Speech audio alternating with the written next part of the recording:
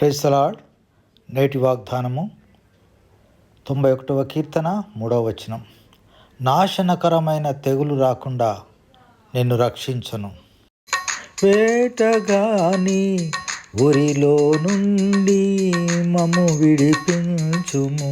నాశనకరమైన తెగులు రాకుండా మమ్ము కాపాడుము. మా దినములను లెక్కించుటకు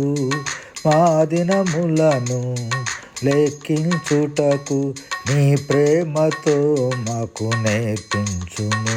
హల్లెలూయా, హల్లెలూయా, హల్లెలూయా, హల్లెలూయా.